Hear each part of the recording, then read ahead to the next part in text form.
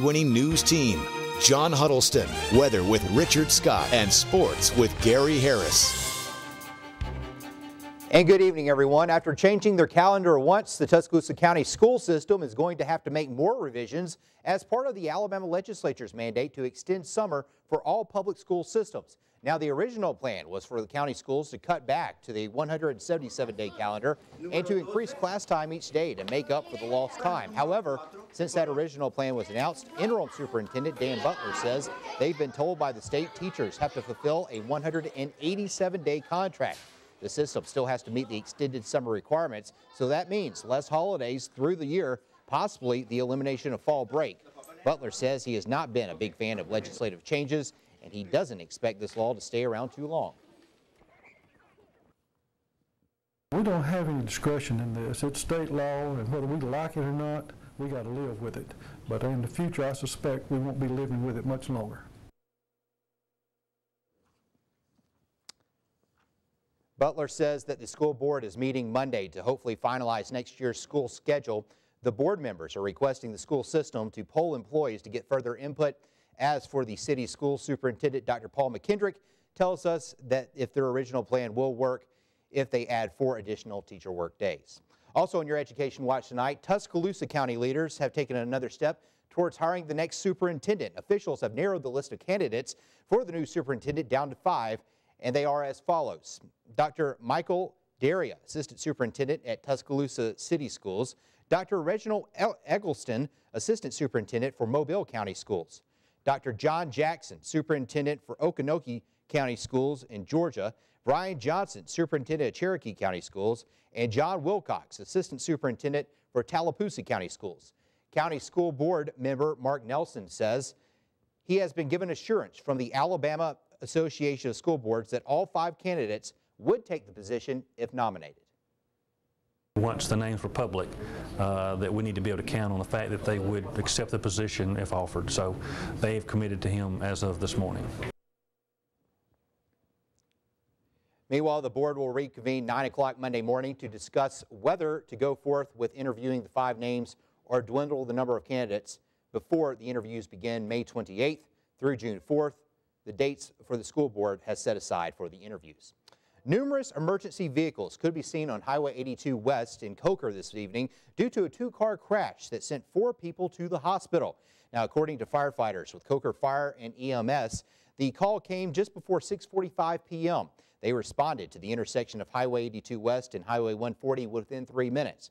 4 people were transported to the hospital, 1 from the one vehicle and 3 from the other. Coker EMS says it didn't appear that any of the injuries were serious. In other news tonight, the Tuscaloosa County Sheriff's Office says that they are dealing with overcrowding in the jail. And Sheriff Ted Sexton believes many inmates have another option besides incarceration. WVUA's Travis Leader tells us why they are working to take the mentally ill out of the jails and into better treatment plans. We're rated for 540 at the Tuscaloosa County Jail. Right now we're at 654, but have been up to 750 already this year. And Sexton claims the jail is home to 109 mentally ill individuals.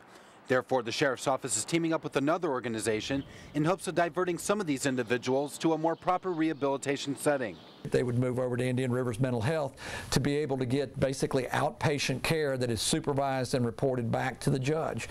Indian Rivers Executive Director Jim Reddick says they have already seen the need at the jail and are ready to take on the task. We would put together a team.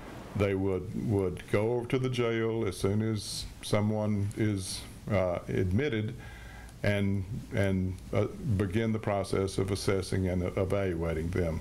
Reddick says the goal is to have these individuals diverted away from the court system in order to prevent any criminal convictions. Our team would continue to follow these people as they're released into the community and monitor their progress, and hopefully they will successfully complete the program and return to the community. The pilot plan, though, only lasts 4 months, but those involved feel it will lead to a more permanent solution. The 4-month study should give us quantitative information to see whether or not this is a viable option for Tuscaloosa County or not. There are mental health courts in many jurisdictions, and they're very successful. Based on that experience, I would certainly think that we would have the same sort of success. Reporting in Tuscaloosa County, Travis Leader, WVUA News. The Tuscaloosa County Sheriff's Office will be funding the program. The Tuscaloosa County Commission recently denied funding $10,000 for the pilot program. Commissioner Bobby Miller says he was not necessarily opposed to the funding, but he would have preferred it to be properly placed in the next fiscal year. Now, Central High School has hosted a meeting this evening to discuss the plans of rebuilding Alberta Elementary School. Now, the meeting was open for the public to express their opinions on the new school. The blueprints were on display, and those who attended spoke about what changes they would like to see.